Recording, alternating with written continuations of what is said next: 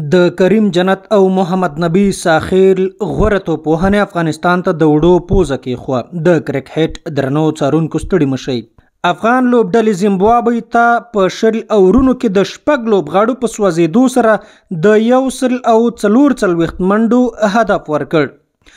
د افغانستان او زیمبابوې کرکټ ملي لوبډلو ترمنځ د 23 اوریزو لوبو لړۍ پیل شوه چې په دغه لوبه کې که څه هم افغان لوبډله په لومړیو کې د پریشر له حالت سره مخ وه، خو محمد نبی ساخیل او کریم جنت غوره ملګرتیا وکړه او افغان لوبډله له پریشر حالت څخه ویسته. په دغه لوبه کې رحمان الله ګربز د افغانستان لپاره په 3 توپونو کمه منډه ونه کړه. صدیق الله اتل 3 منډې 15 بالونو باندې وکړې. حضرت الله زازي 20 منډې 15 بالونو باندې وکړې چې 2 څلوریزي او 1 شپږیزه یې وهله. محمد اسحاق 15 توپونو باندې یوازې 1 منډه وکړه. کریم جنت تر ټولو ښه وځلید او نوموړي په روانه سیالۍ کې خپله نیمه سلیزه بشپړه کړه او ناسوځېدلی پاتې شو. عظمت الله عمرزي په 12 توپونو 14 منډې وکړې، 1 شپږیزه یې وهله. محمد نبی ساخیل په 20 بالونو باندې 15 څلوریزي او 1 شپږیزه وهله. 44 منډې په روانه سیالۍ کې وکړې. راشد خان په وروستیو کې راووت او په 3 توپونو یوازې 1 منډه وکړه. د افغانستان لومړی لوبغاړی په 1 منډه کې آوټ شو.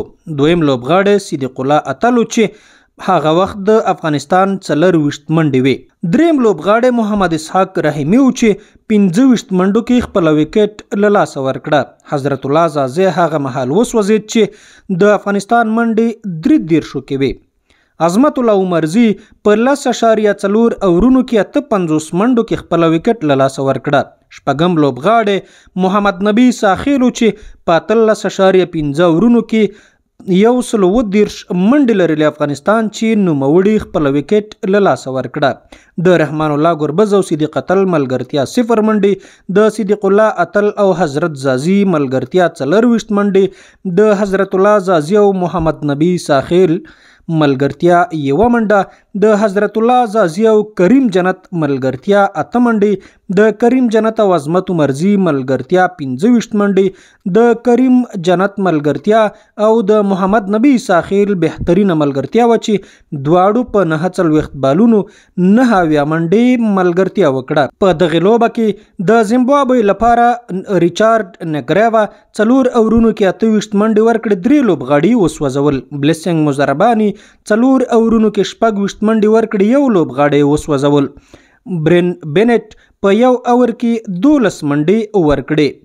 ویسلی په 4 اورونو کې 15 منډې ورکړې، 1 وکټ واخیسته. سکندر رضا په 4 اورونو کې 24 منډې ورکړې او ویلینګټن موساکاتزا په 3 اورونو کې 18 منډې ورکړې او 1 لوبغاړی یې وسوځاوه.